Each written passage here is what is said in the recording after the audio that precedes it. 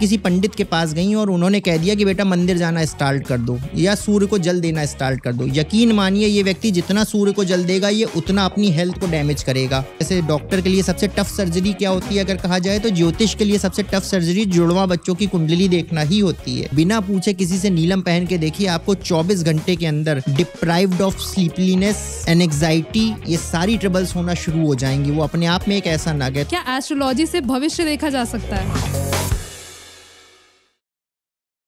Astrology, ये word सुन के आपके दिमाग में भी कई सवाल आते होंगे, जैसे कि क्या कुंडली से भविष्य देखा जा सकता है, या फिर क्या मेरी कुंडली मेरी सारी प्रॉब्लम सॉल्व कर सकती है। फिर मेरे पास तो इन सबके जवाब नहीं है, इसलिए आज मैं आपको एक ऐसे शख्स से मिलवाऊंगी जो ना ही सिर्फ इन सारे जवाबों की साइंस बताएंगे बल्कि आपको ये भी बताएंगे कि आखिर विराट कोहली की कुंडली उनके बारे में क्या कहती है। Hi, this is Ritika here from the Kanpur stories podcast, और आज हमारे साथ प्लैनेट्स की सैर कराते हुए हमें फ्यूचर वर्ल्ड में ले जाने के लिए मौजूद है astrologer mister Mohit Nigam. Hello Mohit ji, welcome to the Kanpur stories. नमः शिवाय कृतिका जी, बहुत बहुत धन्यवाद। अच्छा, आज जैसे जनरली हम जब भी एस्ट्रोलॉजर्स की बात करते हैं तो हमारे दिमाग में होता है कि हम उन्हें इंडियन अटायर में ही देखेंगे, पर आज आपसे बहुत कॉर्पोरेट वाइब्स आ रही हैं, तो मैं बहुत क्यूरियस हूँ जानने के लिए कि क्या आपको कोई कॉर्पोरेट बैकग्राउंड रहा है या आप हमेशा से ही एस्ट्रोलॉजी में थे?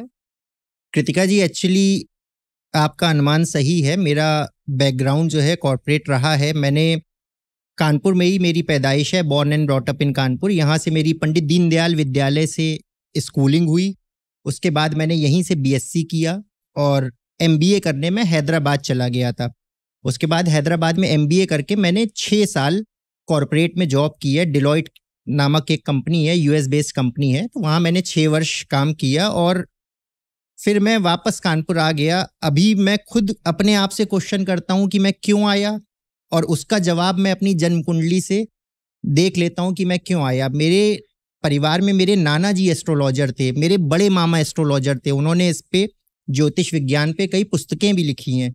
तो मुझे लगता है शायद वो दारोमदार इस जनरेशन में हमारे यहाँ मेरे ऊपर मुझे ही उठाना था, तो मैं आया। फिर मैंने धीरे धीरे ज्योतिष का कार्य आरंभ किया। अब तो 10 वर्ष हो गए। शायद लोगों के मन में एस्ट्रोलॉजी से रिलेटेड काफी सारे नोशंस बन चुके हैं, बट एस्ट्रोलॉजी एक्चुअली में है क्या? मतलब अगर कोई सिंपल वर्ड्स में समझना चाहे तो एस्ट्रोलॉजी क्या है? मैं आपको बहुत बेसिक टर्म्स में समझाने की कोशिश करता हूं, क्योंकि मुझे पता है कि आपको या जो भी लोग हमारा ये प्रोग्राम देख रहे होंगे शायद उन्हें इसकी जार्गन, जो भी हमारी वोकैब है एस्ट्रोलॉजी की, वो समझ में ना आए। तो मैं बहुत बेसिक टर्म्स समझाने की आपको कोशिश करता हूँ। देखिए, कल्पना कीजिए कि आपको यहाँ से कश्मीर जाना है बाई कार। आप कैसे जाएंगी? यहाँ से कानपुर का तो आपको रूट पता है, हम यहाँ बैठे हैं, लेकिन निकलते ही आपको बहुत समस्याएं आएंगी। कहीं की रोड खराब होगी, कहीं बारिश हो रही होगी, कहीं पहाड़ होंगे, कहीं पठार होंगे, कहीं नदियां होंगी, ठीक है। तरह तरह की विघ्न आती रहेंगी समय समय पर।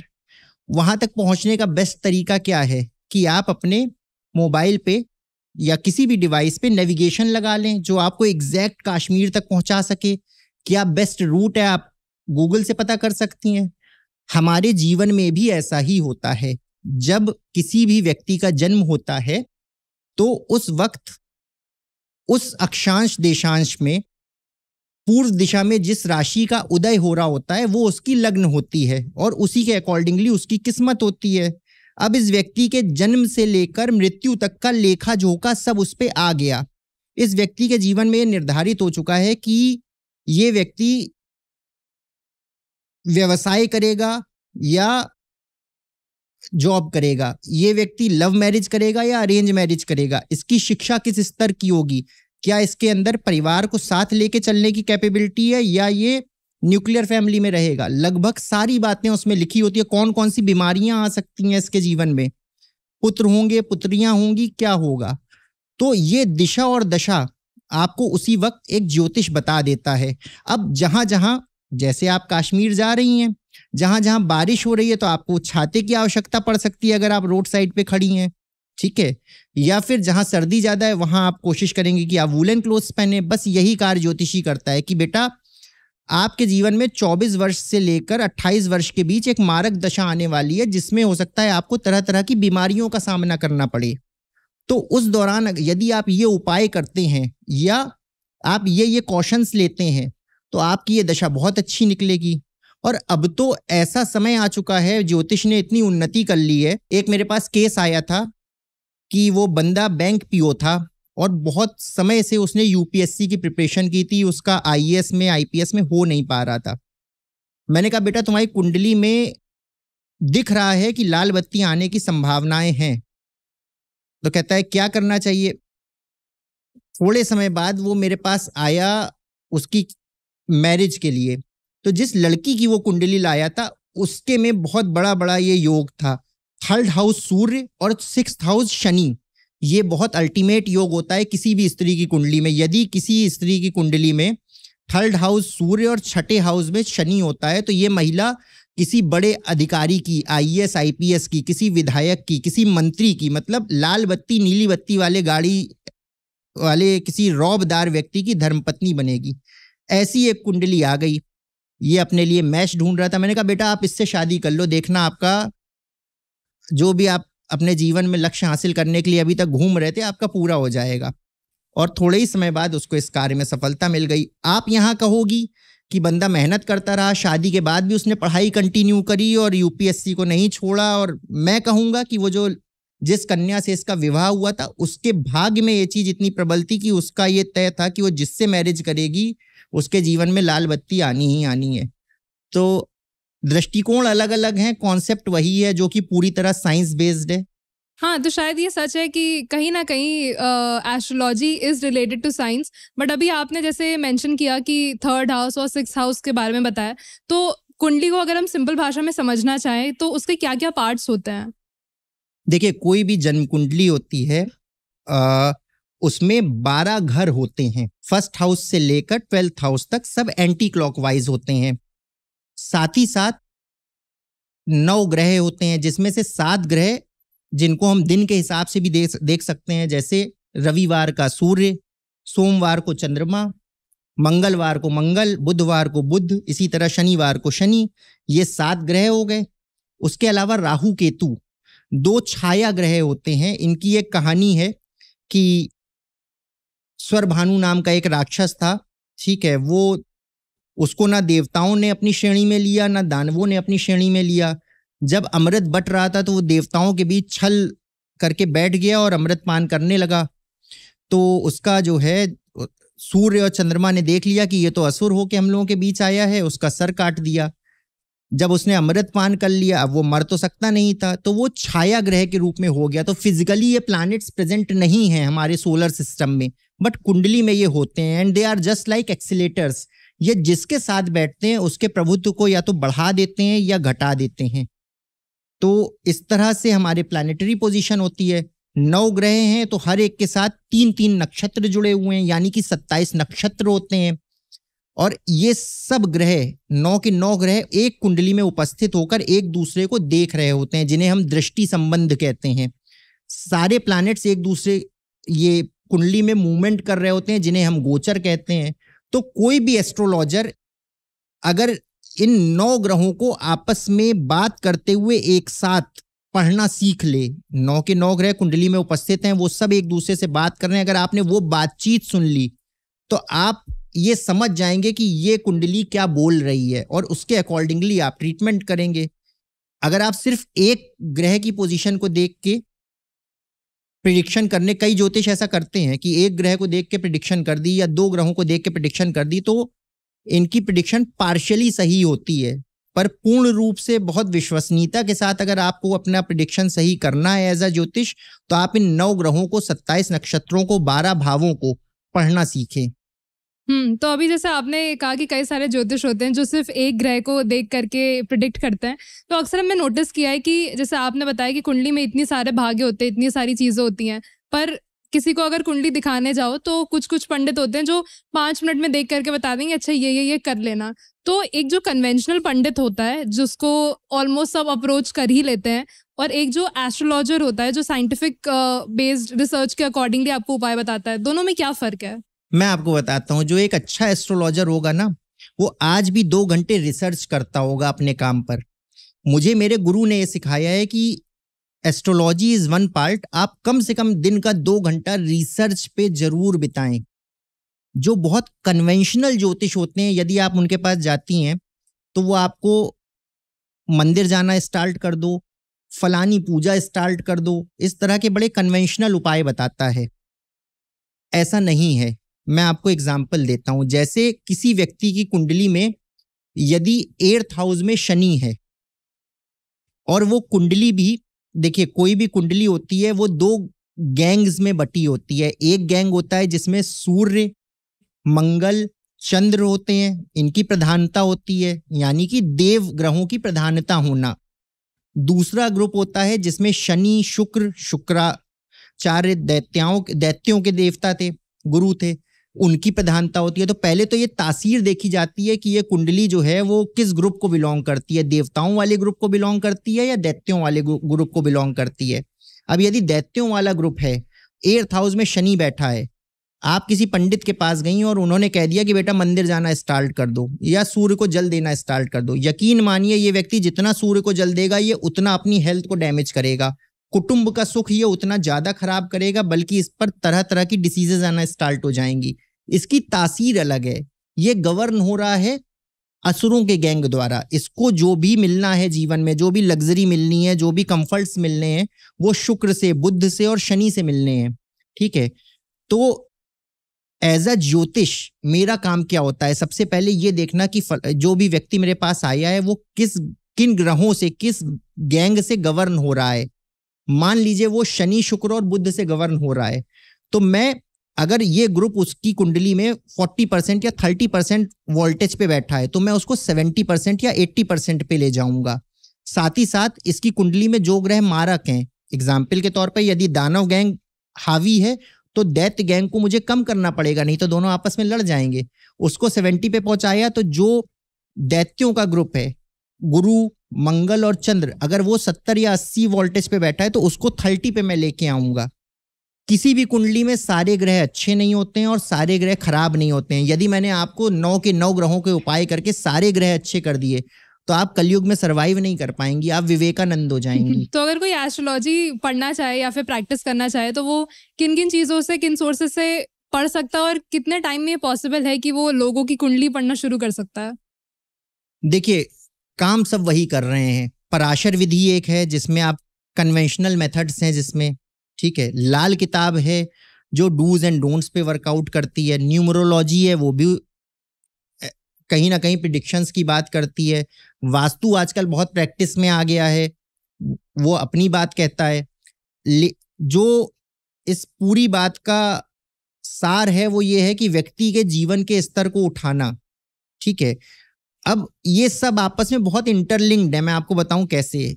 जब मैं किसी की कुंडली देख रहा होता हूं और ये देखता हूं कि 2nd हाउस में अमुक व्यक्ति के राहु है और इसकी बहुत दुर्दशा हो गई है, इसको बहुत उपाय भी करके देख चुका है, हर तरह के जेमस्टोन पहन के देख चुका है, पूजन करवा चुका है, इसका एक बहुत सरल उपाय है। आप उस व्यक्ति से पूछिए क्या आपके घर के नॉर्थ वेस्ट कॉर्नर में टॉयलेट है, वॉशरूम है?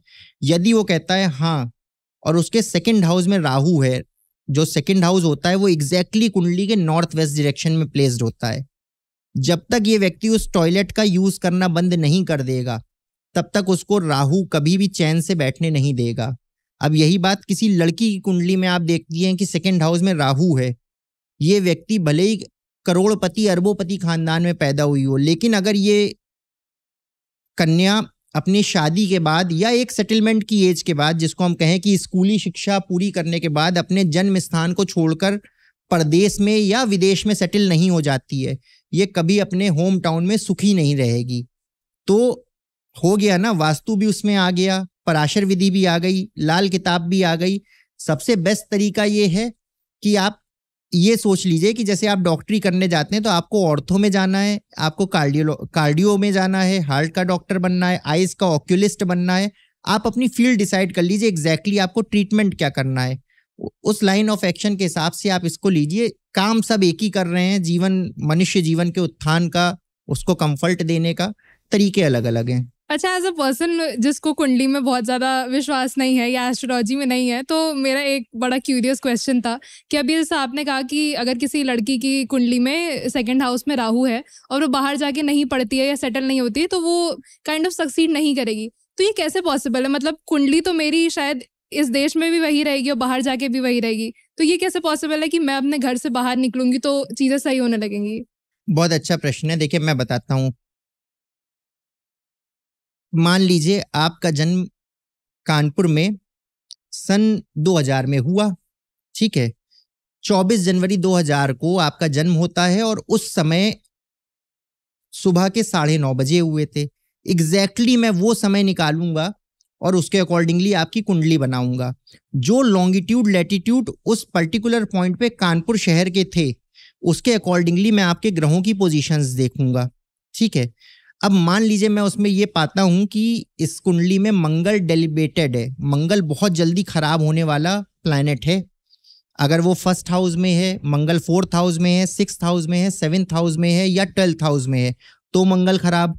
मंगल राहु या केतु के साथ युति बना ले, कंजंक्शन कर ले, तो मंगल खराब। मंगल की सीधी दृष्टि शनि पे पड़ जाए तो मंगल खराब।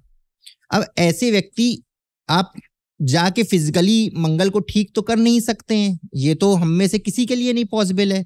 आप क्या कर सकते हैं? आप या तो घर का वास्तु सही करवा सकते हैं। उसका एक उपाय कि मंगल का कॉर्नर नॉर्थ ईस्ट होता है, आपने उसको बहुत ठीक कर दिया, एक तरीका वो होता है। लेकिन उससे पूरा कंफर्ट नहीं मिलेगा क्योंकि वो दोष आपके बर्थ चार्ट का है, ना कि आपके घर का। आप बस एक काम कर सकते हैं कि जब आपका जन्म हुआ था उसके और प्रेजेंट सिचुएशन में आप जहां हैं उसके लॉन्गिट्यूड लैटिट्यूड चेंज कर दें, अक्षांश दिशांश चेंज कर दें। आप कानपुर छोड़ के चेन्नई चली जाती हैं, यहां से करीब करीब 2000 किलोमीटर दूर है। आपके लॉन्गिट्यूड लैटिट्यूड चेंज हो गए। अब वही मंगल जो कानपुर में आपको मार रहा था, जो वेट कर रहा था कि आप घर से निकलें तो मैं आपको डैमेज करूं, वो आज भी आ रहा है आपके घर में, कानपुर के बाहर खड़ा हुआ है। लेकिन आप उसको मिल नहीं रही हैं क्योंकि आपने अपनी पोजीशन चेंज करके आप चेन्नई चली गई हैं। तो ये फर्क आ जाता है। यानी कि जो मारक ग्रह जिनका कोई ट्रीटमेंट नहीं हो सकता है फिजिकली, उनसे स्पेशली जब उनकी महादशा आ जाए, हर ग्रह की महादशा होती है, ठीक है, तो ये मूवमेंट करने के लिए ज्योतिष लोग कहते हैं कि आपको मूव करना ही करना है। इस तरह से हम लोग इसकी हीलिंग देते हैं। तो शायद इसी तरह से एस्ट्रोलॉजी और कुंडली कही जाती है कि साइंस से रिलेटेड है। पर अगर सपोज ट्विंस हैं एंड वो 1 मिनट या आधे मिनट के सेकंड में पैदा हुआ है, मतलब आधे मिनट में पैदा हुआ है, एंड उनकी टाइमिंग गलत लिख दी गई। अब कुंडली तो उसी टाइमिंग से बनी जो टाइमिंग गलत लिखी है। अब उनकी प्रॉब्लम्स हैं और वो जिंदगी भर दिखा रहे हैं एस्ट्रोलॉजर्स को कि हमारी ये प्रॉब्लम्स है, पर क्योंकि कुंडली ही नहीं सही बनी है, तो क्या पॉसिबल है कि उनकी प्रॉब्लम सॉल्व करने के लिए उपाय सही बताया जा सकता है? बिल्कुल हो सकता है। देखिए आपका कथन सत्य है कि अगर जन्म स्थान एक है, जन्म समय एक है, माता पिता भी एक हैं, तो कुंडली बहुत हद तक एक ही होगी, लगभग सेम ही होगी। पर उनकी हस्तरेखा क्या एक हो सकती है? 130 करोड़ लोगों की हस्तरेखा में क्या आपको कोई सिमिलरिटी मिल सकती है? कभी कल्पना करके बताइए। नहीं मिल सकती ना। आप उनसे क्या उनका नेचर एग्जैक्टली सेम हो सकता है दो लोगों का? नहीं हो सकता ना। यही कहती है लाल किताब कि आप उस व्यक्ति से थोड़ी देर बात करिए। मेरे कुछ ऐसे स्टूडेंट्स भी हैं कि आप उनसे आधे घंटे बात करिए, आप अपनी लाइफ में क्या चल रहा है आप बताइए, वो आपकी पूरी कुंडली बना देंगे, वो आपके घर का नक्शा बना देंगे। जैसे कि मैंने बात कही कि राहु से आपको कंफर्ट नहीं मिल रहा है सेकंड हाउस में, इमीडिएटली वो बिना देखे बता देंगे कि सेकंड हाउस में आपके राहु है, आपको रिलीफ नहीं मिल रहा है। आपने घर भी चेंज करके देख लिया, आप जहां जा रही हैं सेकंड या आपके जहां भी आप स्टे कर रही हैं नॉर्थ वेस्ट कॉर्नर में कुछ प्रॉब्लम है, या तो वहाँ वॉशरूम होगा या वहाँ किचन होगा या वहाँ टॉयलेट होगा। इस तरह से आप बिल्कुल जड़ को पकड़िए। जो जुड़वा वाली आपने बात कही, बात सत्य है। 90 सेकंड्स में कुंडली चेंज होती है। अगर 90 सेकंड के अंदर अंदर दो बच्चों का जन्म हो जाता है तो उनको प्रिडिक्ट करना बहुत डिफिकल्ट होता है। इसमें भी क्लॉजेज होते हैं। यदि दोनों जुड़वा बच्चे एक ही एग में पैदा होते हैं तो दोनों में बहुत सिमिलरिटीज होती हैं। अलग अलग एग्स में पैदा होते हैं तो उनकी शक्लें भी डिफरेंट होती हैं, एट्रीब्यूट्स भी डिफरेंट होते हैं। तो शायद ये सबसे, जैसे डॉक्टर के लिए सबसे टफ सर्जरी क्या होती है अगर कहा जाए, तो ज्योतिष के लिए सबसे टफ सर्जरी जुड़वा बच्चों की कुंडली देखना ही होती है। अच्छा, इसी के कंटिन्यूएशन में एक सवाल और है कि अगर मुझे किसी ने उपाय बताया कि आप यहाँ से यहाँ मूव कर जाओ, बट उसकी जगह उन्होंने अगर कह दिया कि अच्छा एक काम करो, जेम स्टोन्स पहन लो, सपोज नीलम पहन लो, पन्ना पहन लो, और उससे तुम्हारी प्रॉब्लम सॉल्व हो जाएगी, तो एक पत्थर मेरी प्रॉब्लम्स कैसे सॉल्व कर सकता है? देखिए, जेम स्टोन अपने आप में एक थेरेपी है। ये काम कैसे करती है? आपने कभी समुद्र या नदी को ऑब्जर्व किया होगा कि जब दिन में सूर्य की किरणें उस पर पड़ती हैं तो बड़ा शांत रहता है। रात में जब समुद्र High tides पे होती है। चंद्रमा की किरणें पड़ती हैं तो जोर जोर से उफान मारता है। हम लोगों ने सभी ने ये चीज ऑब्जर्व की होगी। जो फ्लूइड्स समुद्र के वाटर में पाए जाते हैं वही हमारे बॉडी में भी पाए जाते हैं। हमारे बॉडी का 70% पार्ट जो है जल तत्व है, उसमें भी वही फ्लूइड्स पाए जाते हैं। तो आपने जब हमारे ऊपर सूर्य पड़ता है तो हमारा बॉडी डिफरेंटली रिएक्ट करता है, चंद्रमा पड़ता है डिफरेंटली रिएक्ट करता है। ठीक है, अब उस एनर्जी को आपको अपने अकॉर्डिंगली सेट करना है। मान लीजिए मैंने देखा कि आपकी कुंडली में रेड ब्लड सेल्स की कमी है, तो मैं उसकी हीलिंग कैसे कर सकता हूं? मैं आपको लाल नग पहनाऊंगा। कुंडली देखने के बाद मैं डिसाइड करूंगा कि माणिक्य इनके लिए उत्तम है या मंगल। ठीक है, जब उस पे सूर्य की और चंद्रमा की किरणें पड़ने लगेंगी तो आपको वो एनर्जी वो जेमस्टोन देने लगेगा। वैसे जेमस्टोन सोए हुए होते हैं, पहले उन्हें जागृत किया जाता है पूजन के द्वारा, वो एक अलग ही टॉपिक है ज्योतिष में। तो इस तरह से ये कि उस पूरी एनर्जी को एक पॉइंट पे लेके आना, सूर्य और चंद्रमा की किरणें आपके ऊपर पड़ रही हैं और उसका पूरा सर्कुलेशन आपकी बॉडी पे होता है। इस तरह से ये हीलिंग होने लगती है। लोग तो घर बैठे बैठे रेकी हीलिंग कर रहे हैं आजकल। ये तो something that is physically present on your body.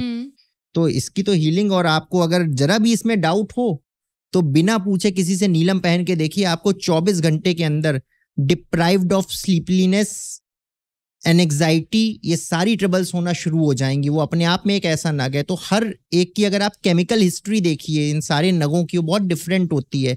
यहाँ भी साइंस ही काम करती है कि किस तत्व की, किस पर्टिकुलर एलिमेंट की कमी है इस व्यक्ति के बॉडी में, उसको हम जेम स्टोन से पूरा करने की पूरी चेष्टा करते हैं। और वो बहुत ही सक्सेसफुल है, बहुत समय से चली भी आ रही है और बहुत सक्सेसफुल है। पर कुंडली में हमें कैसे पता चला है कि मेरा आरबीसी कम है या केमिकल हिस्ट्री क्या है? जैसे मैं आपको बताऊं, आप चाहें तो पूछ के देख सकती हैं। शुक्र और केतु की जिसके भी कुंडली में युति होगी, या तो वो व्यक्ति या उसके पिता डायबिटीज के पेशेंट जरूर होंगे। इसी तरह मैं आपको और बताऊं, यदि किसी व्यक्ति के कुंडली में मंगल और बुध की युति है, मंगल हो गया हमारा रेड पार्ट आरबीसी, मंगल का कलर रेड होता है, आपने सोलर सिस्टम में भी देखा होगा। तो जितना भी लाल तत्व है हमारे बॉडी में, ब्लड का red colour, that is all because of Mangal. और जो चंद्रमा है वो हमारा फ्लूइड है, तो और बुध जो है वो नसें हैं।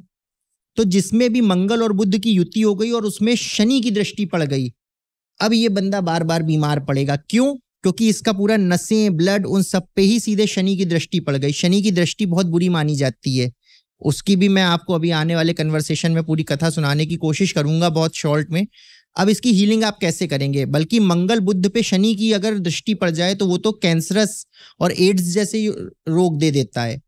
जितने भी दुनिया में कैंसर पेशेंट हैं, आंख बंद करके देख लीजिए, सबकी मंगल बुध की युति होगी, उस पे या तो केतु की या शनि की दृष्टि सीधी सीधी पड़ रही होगी। और आगे देखिए, अगर 6th हाउस में मंगल बुध की युति हो गई और 12th हाउस में केतु हो गया, तो ये बंदा जो है ना जीवन पर्यंत रोगों से परेशान रहेगा। ये जहां जाएगा इसको हमेशा वहां का माहौल खराब होगा, लोग डिप्रेशन में, एंजाइटी में आ जाएंगे।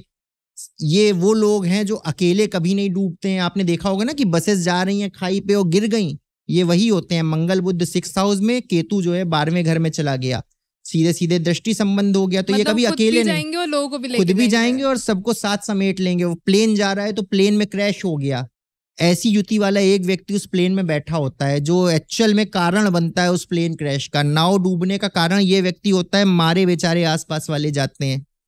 तो ये ग्रहों की स्थिति होती है। ये लोग अगर टाइमली ट्रीटमेंट नहीं लेते हैं तो ये इनके अपने पूरे पूरे कुटुंब को खत्म कर देते हैं। लेकिन जितने भी ग्रह हैं आप देखिए, वो सब हमारे किसी ना किसी बॉडी पार्ट से अलाइन करते हैं, हमारे किसी ना किसी रिलेटिव से अलाइन करते हैं। जैसे बुध है वो बहन, बुआ, बेटी को डिनोट करता है, केतु है वो पुत्र को डिनोट करता है, सूर्य है वो पिता को डिनोट करता है, चंद्रमा माता को डिनोट करता है। तो ये सारे ग्रहों का जो कारकत्व है वो किसी ना किसी रिलेशनशिप को डिनोट, शुक्र पत्नी को डिनोट करता है। ठीक है, तो वो ये सब रिलेशंस भी डिनोट करते हैं, ये सब हमारे बॉडी पार्ट भी डिनोट करते हैं। इन सबको बहुत ही साइंटिफिकली तरीके से बैलेंस करने का नाम ही ज्योतिष है। हाँ, मतलब इतनी देर में इतना तो मैं कन्विंस हो गई हूँ कि ये सब साइंस रिलेटेड है। पर जैसे अगर लोग कहते हैं कि आपका मतलब आपकी चीज़ें नहीं सही चल रही हैं, आपका शनि खराब है, अब सैटरडे को जा करके, शनिवार को जा करके उनके मंदिर में सरसों का तेल चढ़ाना, तो इससे कैसे पॉसिबल है कि हमारा शनि सही हो सकता है? देखिए, शनि को पहले आप शनि की तासीर समझने की कोशिश करिए, तब मैं आपको इस क्वेश्चन का शायद जवाब दे पाऊंगा। शनि जो है ना, वो ग्रहों में जज है। वो ये नहीं देखता है कि आप कौन हैं। शनि से लोग क्यों डरते हैं कलयुग में? क्योंकि शनि जो है वो आपको आपके कर्मों के अनुसार फल देता है।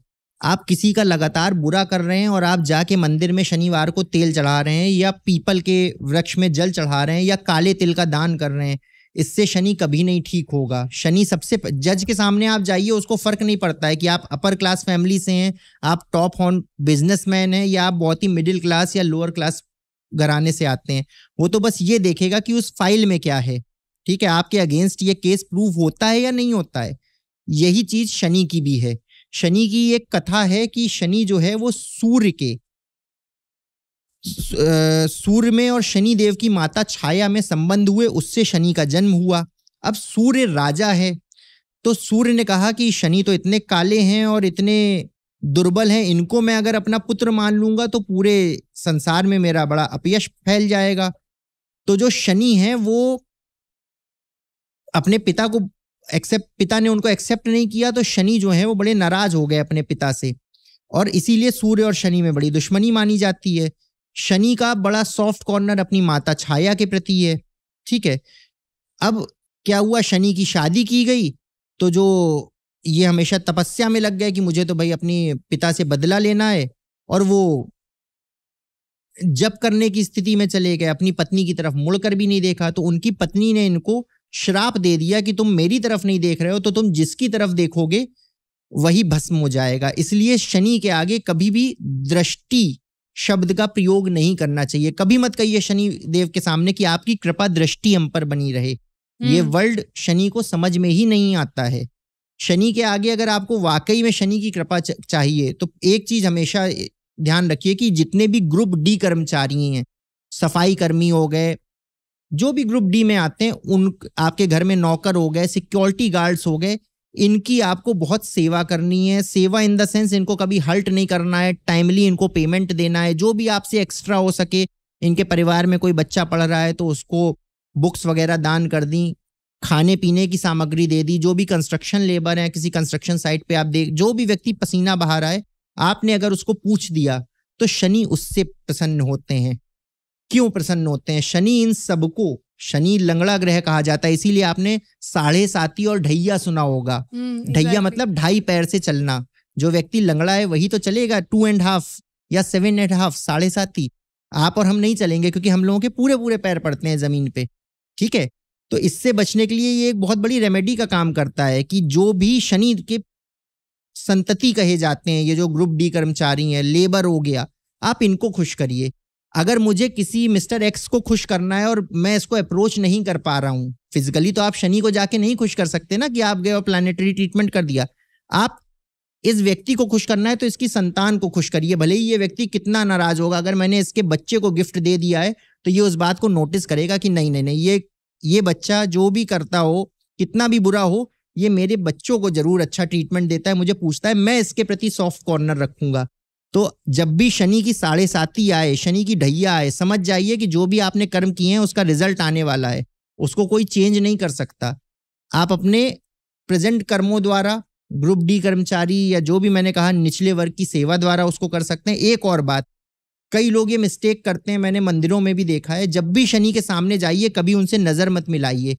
हमेशा उनसे डायगोनली खड़े हुई, तिरछा खड़े हुई और हाथ पीछे बांध के, सर नीचे करके, जैसे आप जज के सामने खड़े होते हैं कोर्ट में, वैसे खड़े होइए। और तब उनसे कहिए कि ऐसी कृपा करिए कि मैं आपका कृपा पात्र बनूं। छाया पुत्र शनिदेव महाराज सदकृपा करिए। दृष्टि संबंध का प्रयोग आपको तब भी नहीं करना है।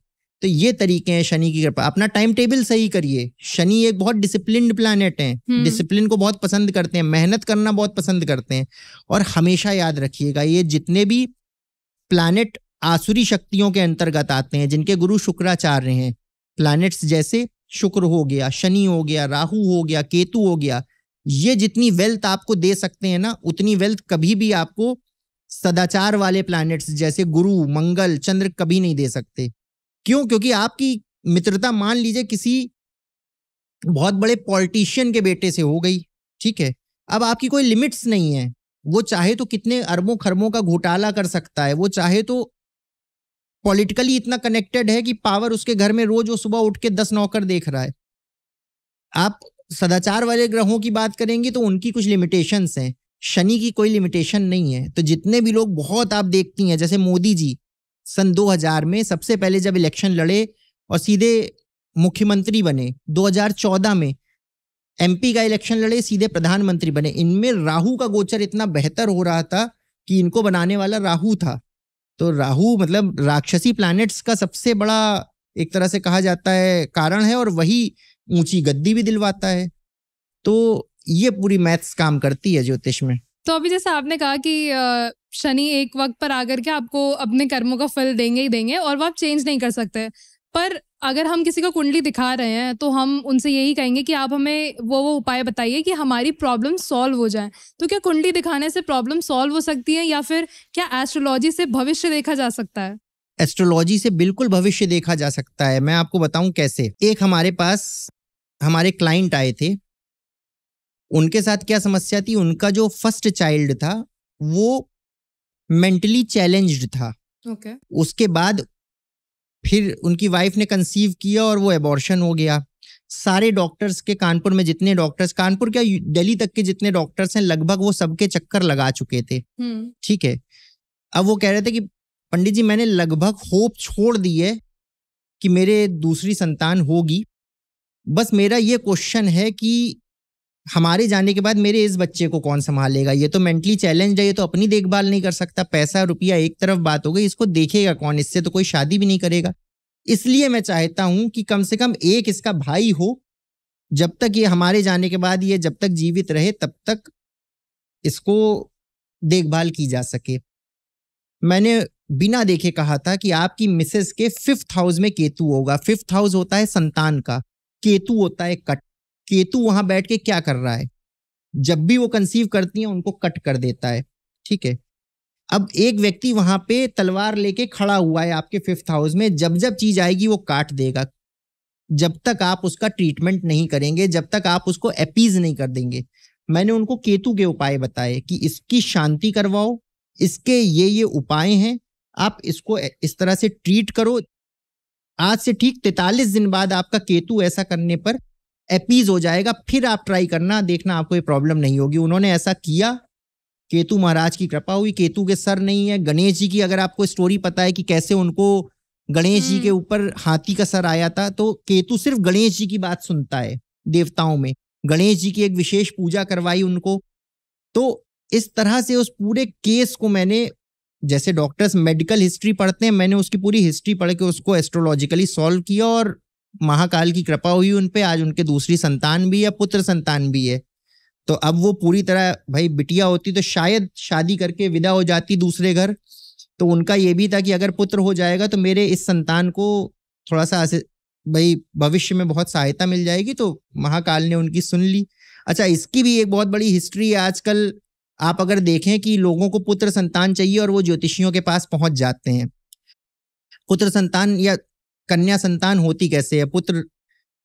पुत्र XY क्रोमोसोम और पुत्री XX क्रोमोसोम। हाँ। ठीक है, इतनी बायोलॉजी तो हम सब ने पढ़ी हुई है।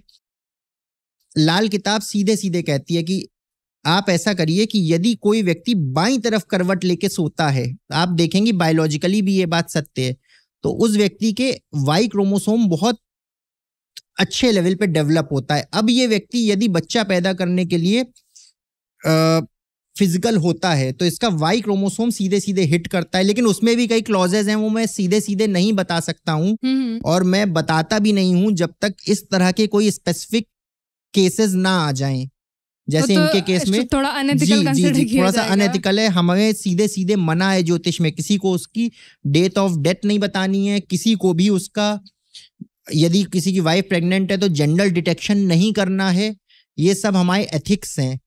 तो इन सब के बीच में मैं व्यक्ति के जो भी ट्रबल्स होती हैं उनको ज्योतिष हल करने की कोशिश करते हैं, और ये पूरी तरह साइंस इसमें अप्लाइड है, इसमें कोई शक नहीं है।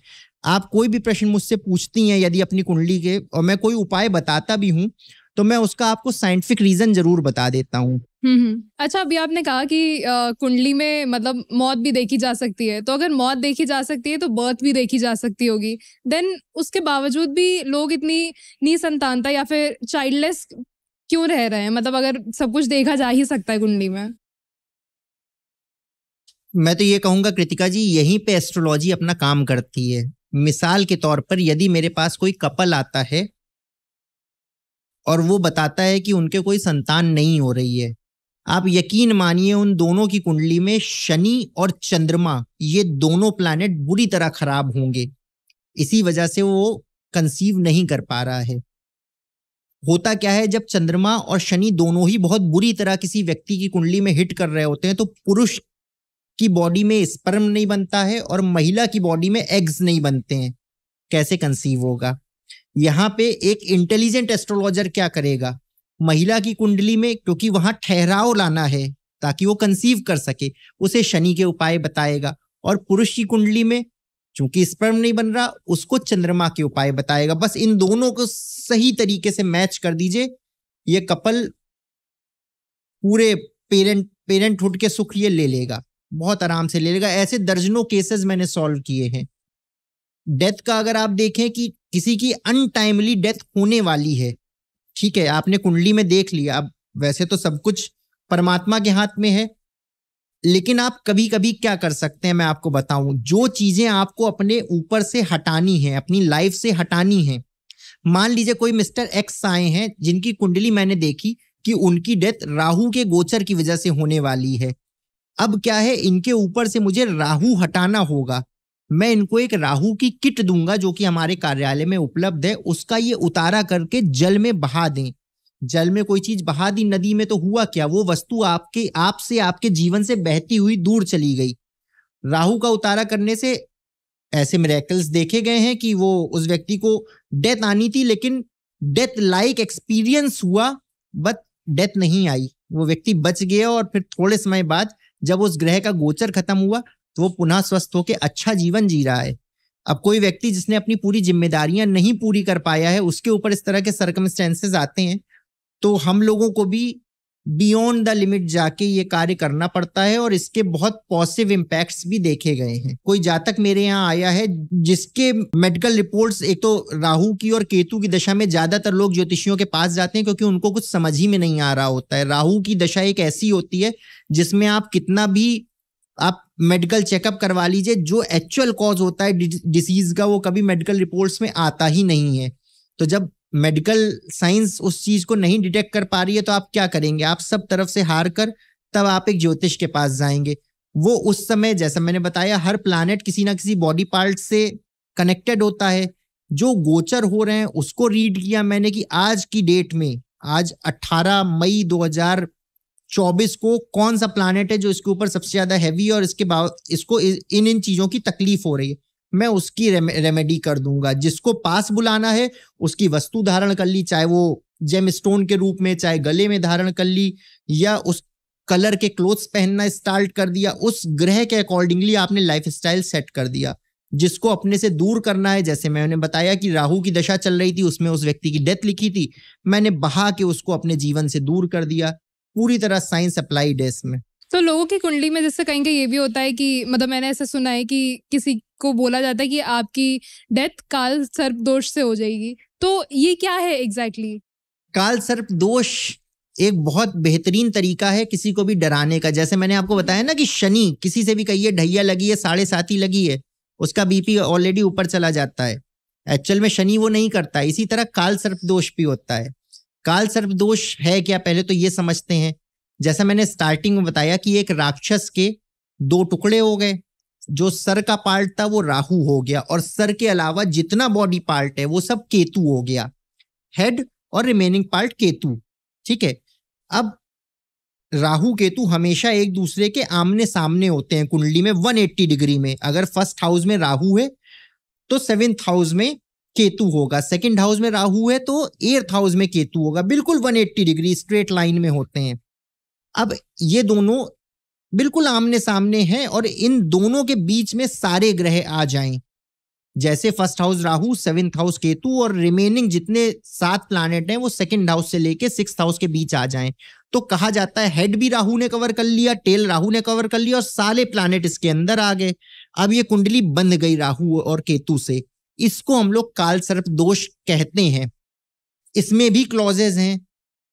अमिताभ बच्चन जी की कुंडली उठा लीजिए, सचिन तेंदुलकर जी की कुंडली उठा लीजिए, लता मंगेशकर जी की कुंडली उठा लीजिए, इन सब में काल सर्प अप्लाइड होता है। लेकिन काल सर्प में कंडीशन क्या है? यदि बुध पीछे के घरों में हो और शुक्र आगे के घरों में हो। एग्जाम्पल के तौर पे बुध आपका 2nd हाउस में हो या 3rd हाउस में हो और शुक्र 5th हाउस में हो, 6th हाउस में हो, आगे के घरों में हो, तो ये काल सर्प दोष अब बहुत अच्छा हो जाता है। जैसे मैंने आपको इन सेलिब्रिटीज के एग्जाम्पल दिए, शुक्र आगे बुध पीछे, बुध हमेशा सपोर्ट करने आएगा, काल सर्प दोष है, वो भी बहुत अच्छा काम कर रहा है। तो ये एक डराने की विधि है। काल सर्प दोष हमेशा बुरा नहीं होता है। इसके इसी तरह और भी कई क्लॉजेज हैं, करीब 9 क्लॉजेज और हैं जो इस काल सर्प दोष में लगते हैं। अब उसमें से कितने अप्लाइड हो रहे हैं कुंडली में ये देखना होता है और अकॉर्डिंगली काल सर्प दोष मारक है या कारक है। यही काल सर्प दोष आपको बहुत बड़ा सिंहासन भी दे सकता है।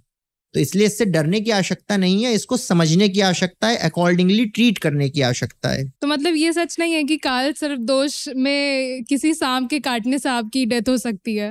ये सब पुरानी बातें हैं और मॉडर्न एस्ट्रोलॉजी इसको सपोर्ट नहीं करती है किसी भी तरह से। मैं तो इसके बिल्कुल पक्ष में नहीं हूं। भाई कोई व्यक्ति पहले से ही डरा हुआ मेरे पास आया, मैंने और उसका लाभ ले लिया, काल सर्प दोष और ढैया और साढ़े साथी बने, कहीं ना कहीं मैं अनएथिकल हो रहा हूं अपने प्रोफेशन से।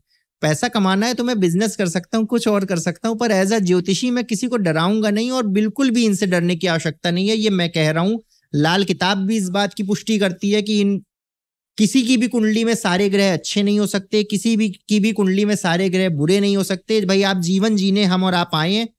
ये उसी तरह हो गया कि हम लोग एक कार्ड्स खेल रहे हैं। आपके जीवन में क्या कार्ड्स परमात्मा ने आपको दिए, आप उसका बेस्ट यूज करिए। आप वो कार्ड्स चेंज नहीं कर सकते हैं ना, उसके अकॉर्डिंगली रेमेडी कर लीजिए, उसके अकॉर्डिंगली देखिए और लोग क्या किस तरह से खेल रहे हैं। आप अपना खेल सुधारिए, अपना लाइफ स्टाइल सुधारिए। तो क्या सच में आपके पास कभी कोई ऐसे इंसान डरा हुआ आया है कि मतलब उसने ऑलरेडी 50 जगह अपनी कुंडली दिखा रखी हो और उसके बाद वो आपसे कहे कि हमने ऑलरेडी सब कुछ कर लिया ऑलमोस्ट, पर फिर भी कुछ नहीं सही हो रहा है? बिल्कुल, बहुत सारे। देखिए मेरी एक बहुत बड़ी विडंबना है, भारतवर्ष में 30 लाख से ज्यादा ज्योतिष हैं और मेरे पास जब कोई व्यक्ति आता है ना तो ऑलरेडी वो 4-5 जगह से दिखा के आया होता है। ठीक है, ऑलरेडी बहुत डरा हुआ आया होता है और बहुत ज्यादा इस मोड में आता है कि जैसे 4 को दिखाया है वैसे इनको और दिखा लेते हैं। ठीक है, लेकिन भाई तरीका अलग अलग होता है सबको ट्रीट करने का। मैं कभी रेगुलर चीज नहीं बताता हूं कि आप मंदिर में दर्शन कर लीजिए, आप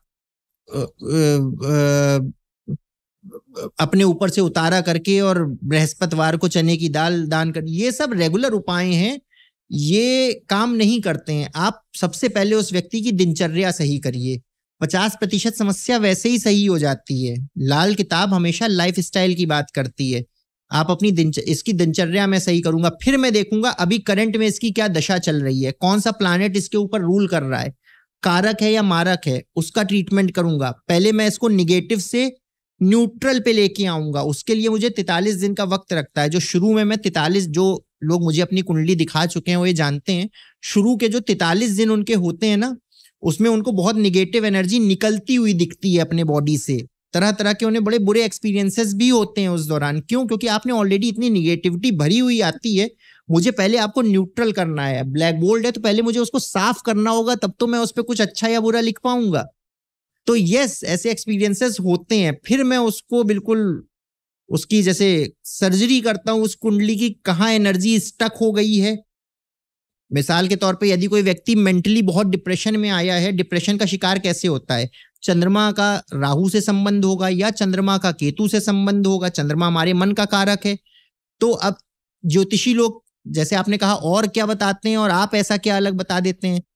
जहां ज्योतिषी लोग देखते हैं कि चंद्रमा और राहु का कंजंक्शन हो गया है, सब लोग कहते हैं जाओ शिवलिंग पे जल चढ़ाना स्टार्ट कर दो। ठीक है, शिवलिंग, क्योंकि शिव जी के सर पे चंद्रमा है, वही इसका इलाज करेंगे, चंद्रमा मन का कारक है। इसका सेकंड पार्ट देखिए, हमारे बॉडी में चंद्रमा क्या है? वाटर है। आप उसको दान करना स्टार्ट कर देंगी पहले ही ये व्यक्ति चंद्रमा के लॉस झेल रहा है। अगर इसका चंद्रमा बहुत बली होता तो राहु इसको इतना डिस्टर्ब नहीं कर पाता। उल्टा आपने उसको कह दिया कि दूध और जल लिक्विड दान करो और उसके बॉडी से चंद्रमा का कंटेंट कम कर दिया। नहीं, आपको इसको दूध और चंद्रमा का दान नहीं बताना है, बल्कि इसको तो और कंज्यूम कराना है वो चीजें जिससे इसका चंद्रमा बली हो जाए। तो ये मिसकॉन्सेप्शंस हैं। अब आप किसी को रोक नहीं सकते कि इस तरह से सर्जरी मत करो। जिस भी पंडित के पास से ये होके आए हैं, ठीक है, उसने इनका इलाज ठीक से नहीं किया। वरना मैं तो ये मानता हूं कि ये संभव ही नहीं है कि कोई आपकी समस्या लेके आए आपके पास और आपके पास उसका इलाज ना हो। सूक्ष्मतम चीजों के इलाज हैं। अब इसकी बात उठी है तो मैं आपको बता दूं, आप देखिएगा भारतवर्ष में क्या, दुनिया में जितने पागल खाने हैं, अमावस्या के दिन वहां पे पागल खाने में जितने भी कर्मचारी होते हैं, जो भी उनका स्टाफ होता है, उनकी छुट्टियां कैंसिल कर दी जाती हैं। क्यों? उस दिन चंद्रमा बड़ा क्षीण होता है।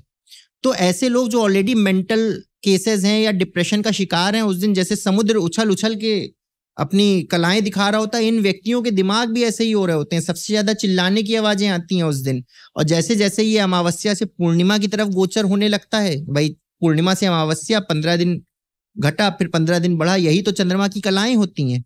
ये सब चीजें कनेक्टेड हैं। अब इसमें भी मैं यही कहूंगा, जो जातक सही पंडित के पास नहीं पहुंच पाया, शायद उसी के लक में कुछ कमी थी, तो इसको तो मैं ऐसे ही लूंगा। वरना मैं इससे बिल्कुल भी ताल्लुक नहीं रखता हूं कि आप अगर किसी सही एस्ट्रोलॉजर के पास पहुंच गए हैं तो आपको उसका ट्रीटमेंट नहीं मिला। मैंने मिरेकल्स होते देखे हैं, मैं मिरेकल्स पे यकीन करता हूं। तो क्या साइकोलॉजिकल बिहेवियर का ट्रीटमेंट कुंडली से हो सकता है, या फिर जैसे जिसको लोग अभी आपने कहा जैसे पागलपन का ट्रीटमेंट, क्या ये कुंडली दिखाने से या उसके उपाय से सॉल्व हो सकता है? बहुत हद तक इसमें रिलीफ मिल जाएगा आपको। आपका एग्जाम्पल अगर मैं लेने की बात करूं तो व्यक्ति पागल क्यों हो जाता है? उसकी बॉडी में ऐसे केमिकल रिएक्शंस हुए कि उसका मन विक्षिप्त हो गया। मन का सीधा सीधा कारकत्व है चंद्रमा से, जल तत्व से।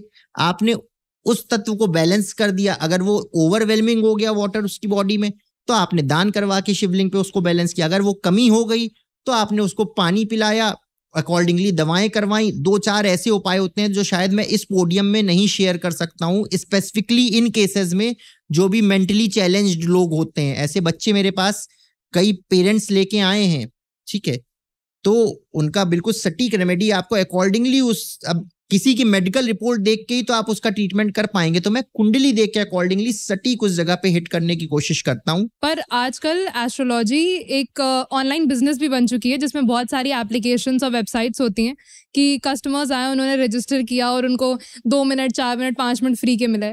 तो उन 2-4 मिनट 5 मिनट में कोई किसी को क्या ही बता पाता है? देखिए एक बात बताइए, अगर मैं ऑनलाइन, मैं खुद भी एक बहुत बड़े ऐप पे काम कर चुका हूँ, 1 वर्ष से ज़्यादा काम कर चुका हूँ, और सबसे पॉपुलर ऐप है उसका फेसबुक पे आपको रेगुलर ऐड भी दिखता होगा। और अगर यदि कोई मेरी फेसबुक प्रोफाइल पे जाए तो उसकी कुछ पिक्चर्स भी मुझे मिल जाएंगी जो उस वक्त मैं कार्यरत था तो मैंने लगाई थी। आप खुद कल्पना करिए, आप मुझसे सामने आके बात कर रही हैं, आपको मेरा ऑफिस पता है या आपको मेरा घर पता है, या आपको ये पता है ये बंदा इतने बजे से इतने बजे तक यहाँ मिलता है, और मुझे एक डिसेंट टाइम मिलता है 15-20 मिनट्स में, जिसमें मैं आपसे थोड़ा सा जानने की कोशिश करता हूं कि हाँ 15 वर्ष के आसपास आपके साथ ऐसी घटना घटित हुई थी, 18 वर्ष के आसपास आपके साथ, तो मैं आपका ज्यादा, डॉक्टर भी इलाज कैसे करता है, सिम्टम्स पूछता है ना कि पेट में दर्द हो रहा है, सर में दर्द हो रहा है, या सोते टाइम आपको नौजिया तो नहीं फील होता है, यही सब तो पूछता है, तब इलाज करता है। 5 मिनट की फ्री कॉल में जो आजकल ऐप्स ऑफर करते हैं, आपको लगता है ये चीज संभव है? वो तो इमीडिएटली एक ग्रह की पोजीशन देख के आपने बता दिया। पर जो जिस बात से हमारी शुरुआत हुई कि 9 से 9 ग्रह देख के आपस में क्या बात कर रहे हैं, 27 नक्षत्र कहाँ कहाँ प्लेस्ड हैं, ये सब देखने के लिए मुझे लगता है कि 15 से 20 मिनट का एक क्वालिटी टाइम कुंडली में स्पेंड करना, थोड़ा सा क्लाइंट से बातचीत करना, इसके बेसिस पे इसका उचित ट्रीटमेंट संभव है। पर जिसको कहीं से हेल्प नहीं मिलती है वो इन वेबसाइट्स में जाता है, और अगर वो अपना ट्रीटमेंट पा रहा है तो ये अच्छी बात है। आई गेस हर चीज़ की तरह एस्ट्रोलॉजी भी अब एक बिजनेस के रूप में बढ़ रही है। पर अगर हम कुंडली की बात करें तो लोग अक्सर शादी या बीमारी में कुंडली दिखाते हैं, शादी में तो स्पेशली अगर मांगलिक वाला केस है। और मैंने बहुत सुना है हमेशा से कि मांगलिक है तो कुत्ते से शादी करा दो, पीपल के पेड़ से करा दो। इससे सच में कुछ सॉल्व होता है? देखिए मैं आपको पहले तो ये बताऊं कि जैसे मैंने शनि और राहु का बताया कि डराने के अस्त्र हैं या काल सर्पयोग, मंगल भी एक बहुत बड़ा अस्त्र है। किसी को भी बता दीजिए मांगलिक है तो बंदा बहुत परेशान हो जाता है। विराट कोहली जी मांगलिक हैं, शाहरुख खान मांगलिक हैं। ओके। क्या इनके जीवन में आपको लग रहा है अभी सफलताएं देखते हुए कि मंगल ने कुछ बुरा इम्पैक्ट डाला है? मुझे तो नहीं लगता इनकी सफलताओं पे उस पे कोई बुरा। मंगल है क्या? मंगल हमारी एनर्जी है। देखिए होता क्या है मांगलिक और नॉन मांगलिक में कहाँ डिस्टरबेंस आता है। जैसे किसी की कुंडली में 4th हाउस में मंगल है, घोर मांगलिक केस हो जाता है। 1st house, 4th house, 7th house, 8th house या 12th हाउस में मंगल होना घोर मांगलिक केस होता है। 4th हाउस में मंगल है, इस व्यक्ति के एनर्जी लेवल्स बहुत अप हो जाएंगे। अब इसकी शादी आपने किसी नॉन मांगलिक से कर दी, ठीक है, उसके एनर्जी लेवल्स बिल्कुल लो होंगे। एक व्यक्ति बिल्कुल शिथिल है, दूसरा ओवर एनर्जेटिक है। क्या इनमें कभी कंपैटिबिलिटी हो पाएगी? हस्बैंड वाइफ के जो भी रिलेशनशिप्स हैं, both should be equally energised, ठीक है। यहां वो डिफरेंसेस आते हैं। एक बहुत ऊंची आवाज में बात करता है, दूसरा बिल्कुल दबे स्वर में बात करता है, ठीक है। क्या इनमें कंपैटिबिलिटी हो पाएगी? तो ये मांगलिक या नॉन मांगलिक देखने का जो विधि है विवाह के परिप्रेक्ष्य में, वो बेसिकली ये देखना होता है कि इनकी कंपैटिबिलिटी कैसे है, ठीक है। एक तो वो चीज होती है। दूसरा, मंगल एक ऐसा प्लैनेट है, अगर वो आपकी कुंडली में अच्छा हो गया, वैसे बहुत जल्दी लोगों की कुंडली में अच्छा नहीं पाया जाता है क्योंकि इसकी इतनी कंडीशंस हैं खराब होने की। चंद्रमा और मंगल ज्यादातर कुंडलियों में आपको दूषित ही मिलेंगे। इसीलिए आप देखते हैं कि दुनिया में 20% लोग ही सक्सेसफुल हैं पैसे से और प्रॉपर्टी से, ठीक है। रिमेनिंग 80% लोग, इनका चंद्रमा या मंगल दूषित होता है। तो मंगल अकेला ऐसा ग्रह अगर ये बहुत अच्छा हो गया तो कहा जाता है आदमी नोटों पे आंख जला के रोटियां सेक सकता है। ये मंगल की पावर है। और बुरे होने पे आ जाए मंगल तो आप यकीन मानिए कि हाँ, राहु केतु तो सिर्फ नाम से बदनाम है, कष्ट तो मंगल बद देता है। मंगल बद कब हो जाता है? 2 तरह के मंगल होते हैं, मंगल नेक और मंगल बद। मंगल नेक यानी गुड मंगल, आंख बंद करके इससे शादी करी जा सकती है। मंगल बद में क्या कंडीशंस होती है? जैसे मैंने बताया कि नॉन मांगलिक से शादी हो गई, एनर्जी लेवल्स नहीं मैच हुए, या कुंडली में किसी ने देख लिया कि ये व्यक्ति इनकी आपस में शादी हो रही है, ठीक है, ये शादी बहुत ज्यादा समय तक टिकने नहीं वाली है, तो मैं क्या करूंगा, इस व्यक्ति की शादी किसी कुत्ते से करा दो। ऊपर जो ग्रह हैं वो सेटिस्फाई हो गए ना कि ये ऑलरेडी ये मैरिड हो गया। अब आपने जब इंसान से इसकी शादी कराई दोबारा, तो क्या हुआ, ये इसकी सेकंड मैरिज कंसीडर करी जाएगी एस्ट्रोलॉजिकली। तो ग्रहों की ईगो शांत कर दो, आपको ग्रह डिस्टर्ब करना बंद कर देंगे। मतलब ये मेथड जेन्युइनली काम करता है। इसके मेथड अर्क विवाह जिसको हम लोग कहते हैं, अश्वत्थ विवाह कहते हैं, ठीक है। ये सारे विवाह जिसमें मटके से विवाह किया जाता है, इनके लॉजिक ही यही है कि उस बंदे की सेकंड मैरिज होनी चाहिए। अब आप किसी जीवित इंसान से यदि करेंगे तो समाज बैठा हुआ है, संभव नहीं है, ठीक है, अनएथिकल हो जाएगा। तो उसके टेम्परेरी वेज हैं, ये होता है और ये बहुत कारगर भी है। मतलब मैं 21st सेंचुरी में बैठ के इसके चमत्कार देख चुका हूँ। Yes, that is very very valid. That is exciting. अच्छा, थोड़ी देर पहले आपने राशि की बात की थी और कुंडली में हमें, मतलब मैं एक कंफ्यूजन मेरा खुद का भी है कि कुंडली में भी राशि दी होती है और न्यूज़पेपर में हर रोज हॉरोस्कोप्स निकलते हैं जिसमें लोग डेट ऑफ बर्थ वाइज अपना हॉरोस्कोप पढ़ते हैं। तो क्या कुंडली वाली राशि के हिसाब से आप अपना हॉरोस्कोप देखते हैं या फिर डेट ऑफ बर्थ के हिसाब से देखा जाता है? क्या एग्जैक्टली करेक्ट है? देखिए कृतिका जी, मेरा तो ये मानना है कि अखबार में जो राशि दी हुई है वो देखनी ही नहीं चाहिए। 130 करोड़ की आबादी है, ठीक है।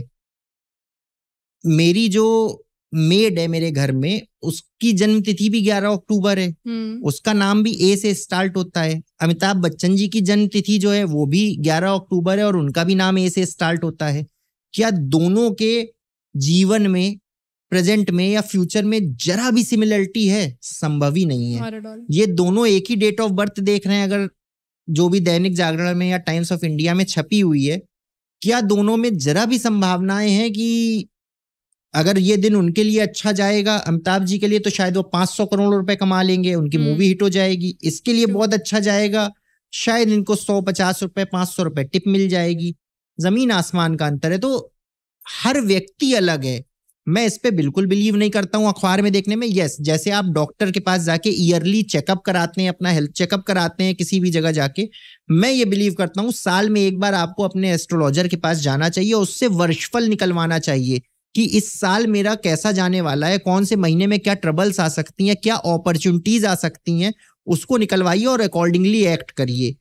ये मेरे ख्याल से बहुत जेन्युइन तरीका है। मतलब जैसे हाँ, लोग डॉक्टर के पास जाकर के अपनी पोटेंशियल बीमारियों के इलाज कर सकते हैं, वैसे अगर सिर्फ शादी या बीमारी में ही कुंडली ना दिखाई जाए तो उनका साल एक जेनरिक वे में अच्छा भी हो सकता है, क्योंकि उनको पहले से पता रहेगा कि हमें क्या क्या अच्छी चीजें करनी है। बिल्कुल एग्जैक्टली, मैं इसके बहुत पक्ष में हूँ। मैं आपको एक केस बताता हूँ, शायद ये आपके जो पहला प्रश्न पूछा था आपने ज्योतिष का है तो उसमें काम आएगा। एक अभी रिसेंट केस आया था मेरे पास। लाल किताब बहुत साफ तौर पे कहती है, इसके अन्य तरीके भी इसको बहुत पुष्टि करते हैं कि यदि किसी कन्या की कुंडली के 6th हाउस में या 8th हाउस में शुक्र है तो बहुत स्ट्रॉन्ग पॉसिबिलिटी होती है कि ये चाइल्ड अब्यूज का शिकार बने। अब इस चीज के लिए, ठीक है, कोई बच्चा पैदा हुआ आपके घर में है तो आपको कोई ज्योतिष अगर शुरू में ही बता दे कि इस चीज की बहुत कड़ी संभावनाएं हैं, तो आप क्या करेंगे? आप उस बच्चे को लेके बहुत एक्स्ट्रा अटेंटिव हो जाएंगे till she achieves the age of 18 और 20। ठीक है, ये क्या आपको कोई डॉक्टर बता पाएगा? नहीं बता पाएगा। ये कोई और तरीका है आपके पास जिससे आप ये बात जान सकें? नहीं। मेरे पास जब इस तरह की कुंडली आती है छोटी बच्चियों की और उसमें मैं ये ग्रहों की पोजीशन देखता हूं, मैं कहता हूं इसको एक बार कम पढ़ाना, लेकिन इसको अकेले में कभी भी किसी के भरोसे मत छोड़ना। हो सकता है वो आपके बहुत क्लोज निटेड फ्रेंड्स हों, रिलेटिव्स, XYZ कोई भी हो। इस तरह के केसेस में कोई भी कल्प्रिट निकल सकता है, ठीक है। तो मैं ये चीज कहती हूँ, इसको कम पढ़ाना, चाहे जो हो जाए, बस इस तरह की घटना ना हो, इस बात को लेके बहुत एश्योर्ड रहना। तो लोग, पेरेंट्स जो हैं वो, मतलब इस चीज को लेके कोई और मेथड नहीं है इसको बताने का, और यहाँ पे मेरी एस्ट्रोलॉजी शायद काम कर जाती है। और आप उठा के देख लीजिए कुंडलियां, जितने भी ऐसे केसेस आए हैं, अगर हम लोग जो भी रिसर्चेस करते हैं, ज्यादातर यही कॉम्बिनेशन पाया जाता है उन लड़कियों की कुंडली में जिनके साथ इस तरह की घटनाएं हुई हैं।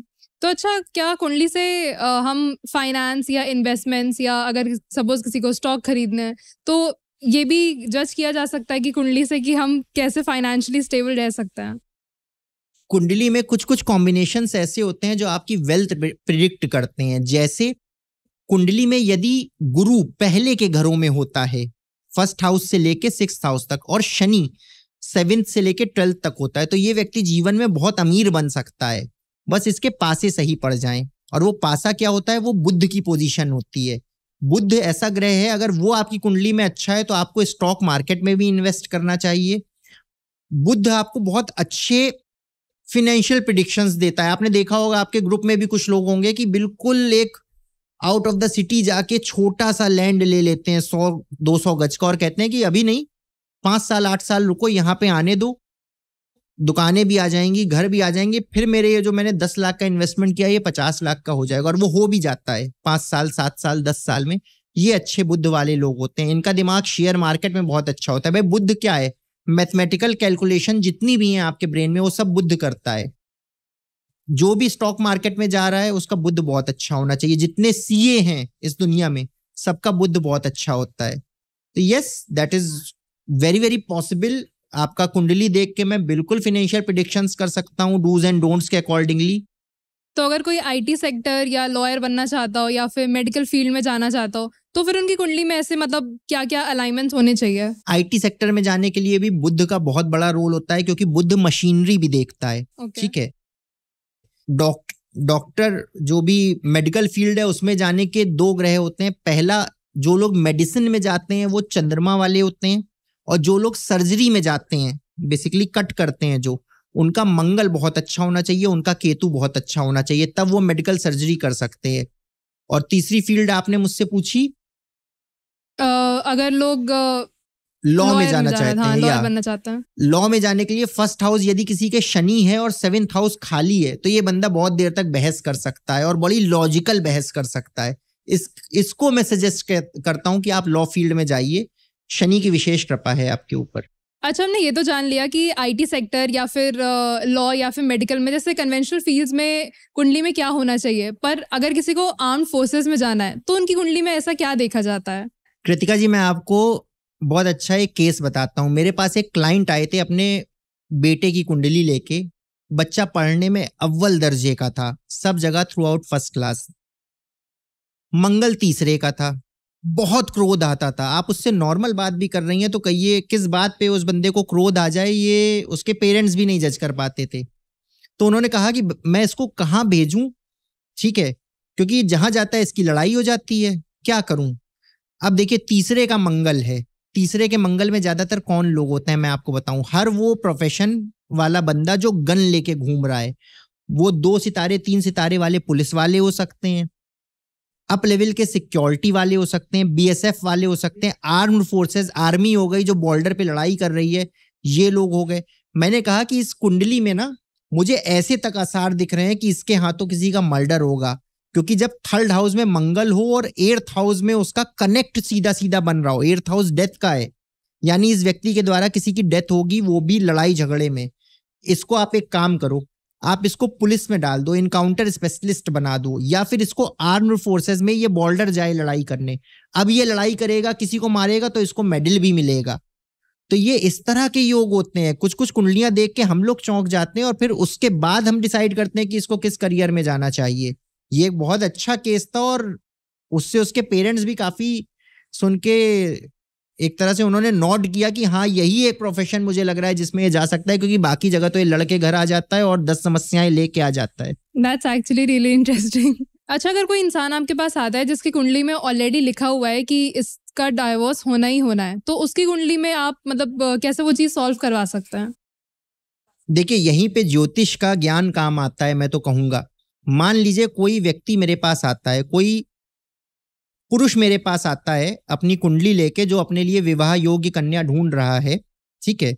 उसकी कुंडली देखी और कोई भी ज्योतिष उसको 7th हाउस देख के ये बता सकता है कि उसकी मैरिड लाइफ कैसी जाने वाली है। यदि वहां पे क्रूर प्लैनेट हुए, राहु हुए, शनि हुए, इसका मतलब इसकी मैरिड लाइफ अच्छी नहीं होगी। बल्कि और प्लैनेटरी पोजीशन देख के ये भी बताया जा सकता है कि इसका डिवोर्स कब होगा, किस महीने में होगा, किस साल में होगा। मैंने देख लिया कि इसकी कुंडली में डिवोर्स लिखा है, मैं इसको ऐसे ट्रीट करूंगा कि बेटा अपनी शादी जो है बिना कुंडली मिलाए मत करना। तेरी कुंडली मांगलिक है, मेक श्योर कि आपकी शादी भी मांगलिक कन्या से हो, नहीं तो वो तुम्हारी एनर्जी नहीं झेल पाएगी। तुम्हारा गण राक्षस गण है तो कन्या का गण या तो राक्षस गण होना चाहिए या मानव गण होना चाहिए, वरना कंपैटिबिलिटी इश्यूज आ जाएंगे, ठीक है। और ऐसी कन्या की कुंडली ढूंढ के लाओ आप अपने लिए, जिससे भी आपका विवाह हो रहा है, मिलान हो, कि उस कन्या की कुंडली में कोई भी मैरिड लाइफ से रिलेटेड दोष नहीं होना चाहिए। यदि उसकी कुंडली में मैरिड लाइफ बहुत प्रॉस्पर लिखी हुई है तो भले ही आपकी कुंडली में लाख दोष हों, आप कोशिश करोगे मैरिड लाइफ खराब करने की, उस कन्या की कुंडली के प्रभाव से, सद्प्रभाव से आपकी मैरिड लाइफ कभी खराब नहीं होगी। फिर इसमें एक स्टेप आगे जाके देखा जाता है कि जब इन दोनों की शादी हो जाएगी तो उससे संतति होगी, पुत्र या पुत्री, उसके क्या, जो उसका क्या पाथ होगा लाइफ का। पिता की कुंडली से बच्चे की कुंडली देखी जा सकती है, ठीक है, कि इसकी संतति होगी वो कैसी होगी, कितनी प्रभावशाली होगी। अब मैं अगर ये देख लेता हूं कि इन दोनों की कुंडलियों में ये लिखा हुआ है कि बच्चा होने के बाद इनकी बहुत अल्टीमेट प्रोग्रेस होनी है, जो भी आज चैलेंजेस हैं वो खत्म हो सकते हैं, तो मैं श्योर शॉट करूंगा कि इनकी शादी तो आप कर दीजिए, क्योंकि ये जो टर्बुलेंस आना है शायद साल या 2 साल का है, आगे की लाइफ बहुत प्रॉस्पर होने वाली है। अच्छा, डिफरेंसेस कहाँ आते हैं? मांगलिक नॉन मांगलिक की हो जाए शादी तो बहुत डिफरेंसेस आ जाते हैं। राक्षस गण की शादी देवगण से हो जाए तो घर में पटाखे चलना शुरू हो जाते हैं। तो ये कुछ कॉम्प्लिकेशंस हैं जिनको आपको देखना है, और फिर आप तो आगे तक का पाथ देख सकते हैं। बीइंग अ ज्योतिष आप ये तक देख सकते हैं इनकी next generation, next to next generation के क्या हाल होने वाले हैं। अच्छा, अभी कुंडली की इतनी बातें हुई है तो एक छोटी सी केस स्टडी ले लेते हैं। मतलब हम किसी भी सेलिब्रिटी, सपोज विराट कोहली की कुंडली ले लेते हैं, तो उसमें आप एक मतलब लोगों को समझा सकते हैं कि विराट कोहली की कुंडली आखिर उनकी लाइफ के बारे में क्या कहती है।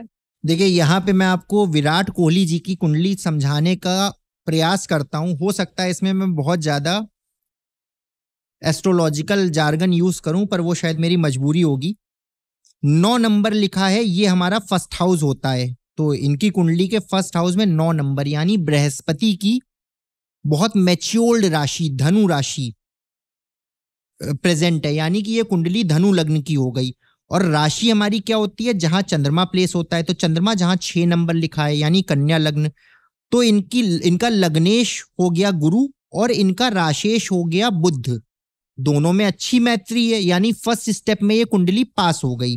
ठीक है। अब फर्स्ट हाउस में शनि प्रेजेंट है। शनि क्या करता है, मैंने आपको बताया, ऐसे लोग ना बहुत तर्क संगत होते हैं। ये जब फील्ड पे होते हैं ना, तो जो ये डिसीजन लेते हैं कि इस बॉल पे 4 मारना है या फ्लिक करना है या सिंगल लेना है, ठीक है, वो तर्क शक्ति इनको शनि, कड़ी मेहनत जो ये कर पाते हैं, जो भी वर्कआउट ये लोग बिल्कुल पसीना बहा देना, ये सबका साहस इनको शनि दे देता है। अब आपने देखा होगा ये फील्ड पे बहुत एग्रेसिव रहते हैं, ऐसा लगता है टूट पड़ेंगे, ठीक है।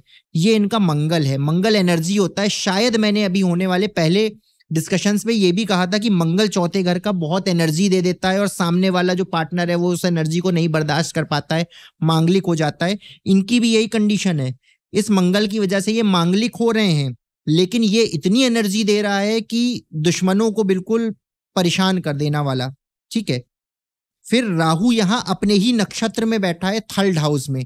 राहु जब भी थर्ड हाउस में होता है या राहु जब भी सिक्स्थ हाउस में होता है, थर्ड हाउस हमारे पराक्रम का होता है, यहां राहु के रिजल्ट्स बहुत अच्छे हो जाते हैं।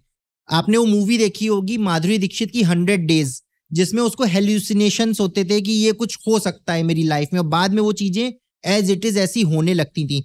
ये थर्ड हाउस राहु का ही चमत्कार है। यहां बैठ के वो पहले ही उनको प्रिडिक्शन दे देता है कि अब ये आगे वाली टीम की स्ट्रेटेजी ऐसी हो सकती है, और वो बेचारे जान भी नहीं पाते हैं कि इस व्यक्ति को मेरे विषय में इतना कुछ पता है। जो सिक्स्थ हाउस है वो हमारे ऋण, रोग और शत्रु का होता है। यहाँ पे इनके गुरु बैठा हुआ है। गुरु बहुत मैच्योरली इसको डील करते हैं, ठीक है।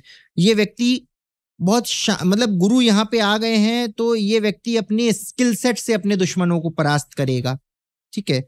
और आप अगर प्रथम दृष्टया इसको कोई भी ज्योतिष देखेगा ना, तो वो ये नहीं प्रिडिक्ट कर पाएगा कि ये कुंडली इतनी ऊंची जा सकती है। क्यों? शुक्र 6, जहां 6 नंबर लिखा है, कन्या राशि में बैठा है, यहां शुक्र नीच का हो जाता है। सूर्य जहां 7 नंबर यानी कि तुला राशि है, यहां सूर्य नीच का हो जाता है। मैंने आपसे कहा था ना कि सारे ग्रह अच्छे हो गए तो आप विवेकानंद हो जाते हैं। कुछ कुछ ग्रह खराब होना भी जरूरी है। देखिए ये कलयुग है, यहाँ कुछ ग्रह खराब होंगे ना, तभी आप कलयुग की वस्तुओं का उपभोग कर पाएंगे। जो सूर्य इनका थोड़ा सा खराब हो रहा है ना, ये आउट ऑफ द वे जाके जो क्रिकेटर्स से मुंह चला के कुछ बोल देते हैं ना, ये सूर्य और बुध की ये युति कर रही है, बड़ा क्लोज कंजंक्शन में। बुध यहाँ बैठ के बहुत मैच्योरली, सूर्य राजा है, बुध राजकुमार है, बहुत मैच्योरली बात कर रहा है। चंद्र और शुक्र, चंद्रमा क्या है? हमारी लिक्विडिटी, जो भी हमारे बैंक में कैश है, ठीक है, जो भी हमारे इन हैंड कैश होता है, cash in hand, that is चंद्रमा। शुक्र क्या है? लग्जरी है। अब ये देखिए पूरी लग्जरी सब एक तरफ, कर्म, ये 10वां घर हमारा कर्म का भाव भी होता है, तो कर्म करते ही इनको लक्ष्मी आना स्टार्ट हो जाती है। और 7th हाउस का एक ये, इसको हम राशि का इंटरचेंज हो रहा है। ये 11वां घर है, लाभ भाव है, ये 10वां घर है, कर्म भाव है। यानी कि ये एक प्रकार का विपरीत राजयोग शुक्र तो बना ही रहा है, साथ ही राशि परिवर्तन राजयोग। इस कुंडली में अगर मैं निकालने चलूं 10 से ज्यादा राजयोग निकल रहे हैं। इसके अलावा अगर हम नक्षत्रों में जाते हैं, राहु अपने नक्षत्र में बैठा हुआ है, शुक्र अपने नक्षत्र में बैठा हुआ है, ये एक अलग किस्म की पॉजिटिविटी देते हैं। इनके साथ क्या बुरा हुआ मैं आपको बताऊं। 10th हाउस होता है पिता का, ठीक है। 10th हाउस में देखिए केतु बैठा हुआ है। आप यदि थोड़ा सा इनके जीवन में झांकेंगी तो आपको पता चलेगा, ये मैदान में मैच खेल रहे थे और इन्हें इनके पिता की डेथ की खबर आती है। केतु ने उस, केतु है क्या? केतु कट है, पिता के हाउस में बैठ के पिता को थोड़ा सा अर्ली एज में डिमाइस हो गया इनके पिता का। तो ये सारी कंडीशंस यहाँ पे एक कुंडली देख के आती है। इनके भी सारे ग्रह अच्छे नहीं है, कुछ ग्रह खराब हैं, कुछ ग्रह अच्छे हैं, लेकिन जो अच्छे हैं वो इतने ज्यादा अच्छे हैं। और कलयुग में वो व्यक्ति रूल करता है जिसके शुक्र, शनि और बुध अच्छे होते हैं, क्योंकि ये बिल्कुल कलयुग के अकॉर्डिंग है। गुरु जिसका बहुत अच्छा हो जाएगा, ठीक है, गुरु 6th हाउस में, तो ये अच्छी बात है। 6, 8, 12 ये खराब हाउसेस माने जाते हैं। इनमें ये ग्रह जाके बैठ गए, मतलब इनका बहुत ज्यादा प्रभाव पढ़ाई लिखाई का इनके जीवन में बहुत महत्व नहीं होगा। गुरु जिसका बहुत अच्छा होता है, बहुत ज्यादा अच्छा होता है, वो व्यक्ति दार्शनिक हो जाता है, वो व्यक्ति मंदिर का पुजारी हो जाता है, उसके 1000 लोग पैर छूते होंगे। पर कलयुग में वो बहुत ज्यादा धन संपदा या बहुत ज्यादा उपभोग, कंफर्ट्स, ये सब नहीं जी पाता है। तो कलयुग के हिसाब से तो ये कुंडली बहुत अच्छी बैठ रही है। 6, 8, 12 में जो भी ग्रह बैठते हैं, कहा जाता है वो अपना प्रभाव काफी हद तक कम कर देते हैं। तो इनके लिए तो ये चीज बड़ी वरदान साबित हो रही है। तो इस तरह से हम लोग कुंडली प्रथम दृष्टया देखी, राशेष, राशि का स्वामी कौन है, लग्न का स्वामी कौन है, नक्षत्र में बैठे हैं। फिर एक चीज और आती है, किसी भी कुंडली में आप देखिए 3 गण होते हैं। एक होता है देवगण, दूसरा होता है मनुष्यगण, तीसरा राक्षस गण। अब कौन सी कुंडली किस गण को बिलोंग करती है? कोई कुंडली यदि देवगण की है तो आप पाएंगे उस व्यक्ति को हमेशा एडजस्टमेंट इश्यूज होंगे। आपने देखा होगा ना, आपके ऑफिस में भी कुछ लोग हैं जो कभी एडजस्ट ही नहीं हो पाते हैं, उनको हमेशा अपने कलीग से कुछ ना कुछ प्रॉब्लम रहती है। ठीक है, छोटी छोटी बातों में कुछ ना कुछ, मतलब वो they have severe adjustment issues. ये देवगण वाले होते हैं। कलयुग के हिसाब से ये ग्रह है ही नहीं, इसलिए इनको एडजस्टमेंट इश्यूज। दूसरे होते हैं मानव गण वाले, बिल्कुल अपने काम से काम रखते हैं, खुश रहते हैं, अपने बीवी बच्चे देखते हैं, दोस्तों को देखते हैं, लाइफ को अच्छे से एंजॉय करते हैं। और तीसरे होते हैं राक्षस गण वाले, खुद तो अच्छा खासा अर्जित कर लिया, बगल वाले के पास क्या प्रॉपर्टी है उस पर मैं कैसे कब्जा कर सकता हूँ, ये सारे काम राक्षस गण वाले करते हैं। तो ये गण होते हैं कुंडली में, ये देखे जाते हैं। अब इसी में अगर आपने राक्षस गण वाले व्यक्ति की शादी देवगण वाले व्यक्ति से कर दी, एक्चुअली यही था। अगर आपने ये काम कर दिया तो फिर पटाखे चलना शुरू हो जाएंगे घर में, क्योंकि देवगण वाला राक्षस वाले से एडजस्ट नहीं करेगा। और इन्हीं केसेस में तो जो डिवोर्स हो जाते हैं, हम लोग पूरी कुंडली देखी, बहुत अच्छी मैच कर गई, सब बहुत अच्छा मैच कर गया, फिर भी डिवोर्स हो रहे हैं। पंडित लोग क्यों नहीं देख पाते हैं इसको? आपने उसके गण नहीं देखे। भकूट कंपैटिबिलिटी को दिखाता है, और जो उसमें गण होते हैं वो उस व्यक्ति को दिखाता है कि इसकी तासीर कैसी है। राक्षस और देवता एक घर में, एक कमरे में कैसे रह सकते हैं? एक बड़ी जेन्युइन ज्योतिष से अलग हटके भी अगर हम बात करें तो कैसे संभव है? तो हाँ, राक्षस और मनुष्य गण शादी कर सकते हैं, देव और मनुष्य गण शादी कर सकते हैं। ये कॉम्बिनेशंस तो समझ में आते हैं। ये सब बड़ी माइन्यूट चीजें हैं जिन्हें देखकर ही आपको मैरिज प्रेडिक्शन तो एक बहुत डेंजरस चीज होती है एक्चुअली। अच्छा, अभी आपने जैसे विराट कोहली की कुंडली देख करके बताया था कि उनके में 10 राजयोग लिखे हैं, तो क्या ऐसा हो सकता है कि अगर सपोज मेरी कुंडली है, मेरे में लिखा है पर मैंने दिखाई ही नहीं वो कुंडली पूरी लाइफ किसी को, तो क्या एक एक्टिवेशन रह गया या फिर वो हमें नहीं मिलेंगे? बिल्कुल, आप ऐसा करिए, आप अपने मोबाइल के लिए एक सिम खरीद के बाहर से ले आइए, लेकिन आपने उसको एक्टिवेट ही नहीं किया, आपके घर में रखा हुआ है। क्या आप उस सिम का कभी बातचीत करने में या इंटरनेट यूज करने में उपयोग कर पाएंगी? नहीं। कोई भी चीज है, कोई रत्न है, आप उसको ले आइए, बिना एक्टिवेट करे पहन लीजिए, आपको उसके प्रभाव नहीं मिलेंगे। इसी प्रकार आपकी कुंडली में हो सकता है 10 से ज्यादा राजयोग हों, लेकिन आपने उनको एक्टिवेट नहीं किया हो। जैसे एक केस मैंने बताया था, 2nd हाउस राहु में कन्या के लिए, बहुत अच्छी कुंडली है, बहुत बहुत पैसे वाली कुंडली है, ठीक है, लेकिन वो होम टाउन में है। उन्होंने अपने इस राजयोग को, राहु का प्रभाव ही नहीं लिया, और जीवन भर उन्होंने कष्ट पाते हुए जीवन बिता दिया। 9th हाउस हमारे भाग्य का माना जाता है कुंडली में। 9th हाउस में जो भी राशि हो, ठीक है, उससे रिलेटेड जो ग्रह होगा, फॉर एग्जाम्पल अगर 9th हाउस में आपके शुक्र की राशि पड़ जाती है, तुला राशि पड़ जाती है या वृष राशि पड़ जाती है, ठीक है, अब आपने भाग्य वाले स्थान की चीजों का दान करना शुरू कर दिया। जैसे आपने दही जामन पड़ोसियों को उनकी रिक्वेस्ट पे देना शुरू कर दिया, आप चांदी के वस्तुओं का गिफ्ट देना शुरू कर दिया। शादी ब्याह में अक्सर हम लोग देते हैं ना चांदी की पायल, आपने सफेद वस्त्रों का दान करना शुरू कर दिया। तो भले ही कितना बड़ा राजयोग शुक्र आपको देने वाला हो, वो तो ये कहेगा कि यार मैं इनको जो देता हूं ये तुरंत उसको दान कर देते हैं, आपको उसका लाभ नहीं मिलेगा। मंगल कह रहा है कि आप कोऑर्डिनेट चेंज करो, लॉन्गिट्यूड लैटिट्यूड चेंज करो, आपने उसके अकॉर्डिंगली एक्ट ही नहीं किया, आप होम टाउन पे ही रहे, स्ट्रगल करते रहे, ठीक है, लेकिन आपने उसके अकॉर्डिंगली जो आपसे ग्रह चाहता था उसकी ईगो को सेटिस्फाई नहीं किया। ज्यादातर लोग जो आप देख रहे होते हैं ना कि स्ट्रगल कर रहे हैं लाइफ में, वो सिर्फ इसलिए कर रहे होते हैं कि जो उनसे उनके प्लैनेट्स कह रहे होते हैं वो उसके अकॉर्डिंगली एक्ट नहीं करते हैं। जब प्लैनेट कह रहा है कि बेटा आप अपने घर से होम टाउन से दूर जाओ 700-800 किलोमीटर, आप होम टाउन में ही रहोगे, कुछ नहीं कर पाओगे। यही लोग होते हैं जो बहुत स्ट्रगल कर रहे होते हैं। साथ ही साथ 7th हाउस जो होता है हमारे डेली वेजेस का होता है, वहां पे ऐसा प्लैनेट बैठा हुआ है जो कह रहा है कि आप ना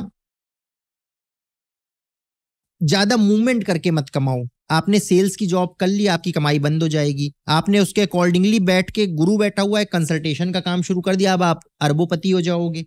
तो प्लैनेट क्या कह रहे हैं उसके अकॉर्डिंगली अगर आप एक्ट करते हैं, आप अपने 10 के 10 राजयोग एक्टिव कर सकते हैं। कुछ लोग जाने अनजाने में इनको एक्टिव कर लेते हैं, कुछ लोग कंसल्टेशन के बाद करते हैं। लाभ जिनके भी ये राजयोग एक्टिव हो गए वो लाभ पाते हैं। आप सोचिए ना, अब जैसे आपको एक कंडीशन बताता हूं, अंबानी जी के परिवार में आप देखिए, जो भी बच्चा जन्म लेता है, ठीक है, वो पहले से ही लिखवा के आता है कि मिनिमम अरबपति तो वो बनेगा ही बनेगा।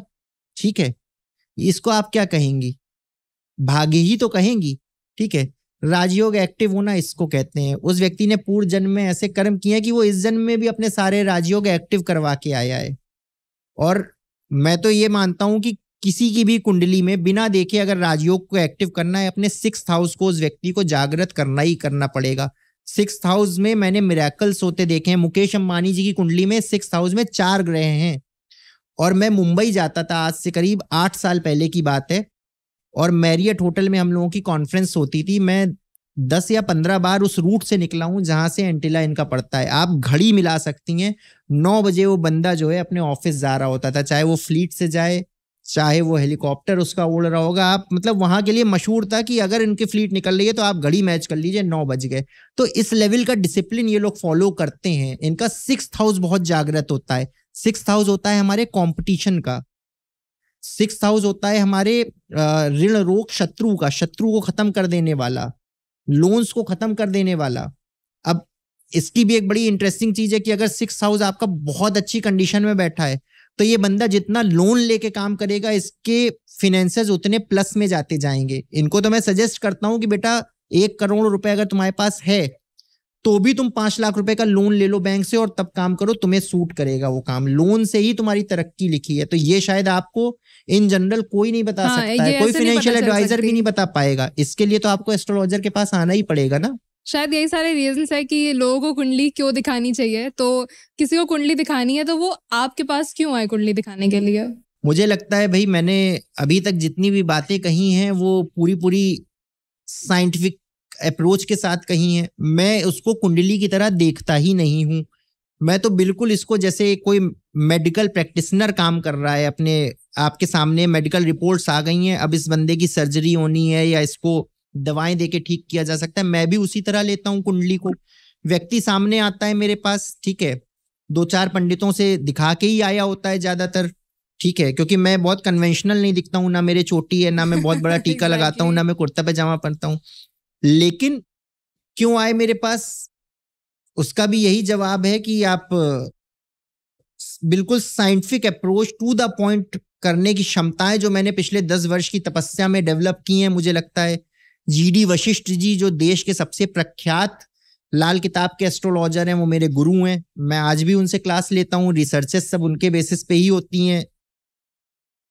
अजय भांबी जी, जिनको एक वक्त में धोनी जी ने कुंडली दिखाई थी, मैं सेमिनार्स में उनको अटेंड करता हूं, मैं उनसे सीखता हूं। तो मैंने शिक्षा, अरविंद सूद जी, उनसे मैंने न्यूमरोलॉजी सीखी है, उनसे मैंने वास्तु सीखा है। जब वास्तु सन 2000 में इंडिया में इंट्रोड्यूस ही नहीं हुआ था, उस समय से वो वास्तु सिखा रहे हैं। तो ये वो लोग हैं जिन्होंने लाखों लोगों का कल्याण किया हुआ है। मैंने तो बस इनका पाथ पकड़ा है। और ये वो लोग हैं जो जिन्होंने अपनी पूरा जीवन इस पे लगा दिया, मैं तो बस उनके चरण धो के पी रहा हूं। तो मुझे ये लगता है अगर वो एक उद्गम है जगह का और मेरे वाया मैं उसका जरिया बन जाता हूं, तो मुझे लगता है शायद मैं अपनी ड्यूटी निभा पाता हूं। तो शायद एज अ कंक्लूजन, अगर किसी को साइंस बैक्ड रीजंस के साथ अपनी कुंडली and future and present circumstances समझनी है तो उसे ज़रूर आपके पास आना चाहिए। पर कोई आपको अप्रोच कैसे कर सकता है, अगर वो ऑनलाइन चाहे तो उस सेंस में भी, और अगर वो ऑफलाइन आपको कुंडली दिखाना चाहे? जी, मेरे कार्यालय जो है कानपुर नगर में लाजपत नगर में स्थित है। मोस्टली देखिए जो मेरे पास वास्तु के क्लाइंट्स आते हैं उनकी जगह पे मैं खुद ही जाता हूँ, ठीक है। बाकी मैंने आपको स्क्रीन पे नंबर शेयर कर दूंगा, उन पे अप्रोच करके आप मुझसे अपॉइंटमेंट ले सकते हैं। मेरी आधे घंटे की अपॉइंटमेंट होती है जिसमें मैं पूरी कुंडली का अध्ययन करने के पश्चात और बिल्कुल मैं उस पर चर्चा करता हूँ और टू द पॉइंट बात करके जो भी रेमेडीज संभव हो सकती हैं उनको देने का पूरा प्रयास करता हूँ। बहुत बहुत धन्यवाद मुझे यहाँ बुलाने के लिए। कन्वर्सेशन एंड हो रहा है और मुझे ऐसी उम्मीद है कि आपको कुछ इंसाइट्स मिली होंगी कि एक्चुअली ये एस्ट्रोलॉजी काम कैसे करती है। अगर मैं आपको कन्विंस नहीं कर पाया तो मैं इतनी देर बैठने के बाद तो मैं औरों को कैसे कन्विंस कर पाऊंगा? नहीं, डेफिनेटली। एक्चुअली मैं एक प्रॉपर नॉन बिलीवर हूँ, मतलब मुझे एस्ट्रोलॉजी में बिल्कुल भी कभी से विश्वास नहीं है। But after this conversation at least मेरा 50% विश्वास तो वहाँ तक गया ही है। एंड फ्यूचर में भी आई एटलीस्ट कंसिडर वंस कि मैं अपनी कुंडली दिखा करके एक बार जो चीज़ अच्छी चल रही है उनको और अच्छा कैसे कर सकते हैं, इसके लिए एस्ट्रोलॉजर्स को अप्रोच करूँ, एंड मोस्ट प्रोबेबली आप ही को अप्रोच करूँगी। नहीं, बिल्कुल स्वागत है आपका। बहुत बहुत धन्यवाद। Thank you so much. So with this we end this podcast here. अगर आपको ये एपिसोड पसंद आया then hit the like button and हमें बताइए नीचे कमेंट सेक्शन में कि क्या आपको एस्ट्रोलॉजी में विश्वास है। Will see you on another episode with the Kanpur stories podcast. Till then this is Ritika signing of.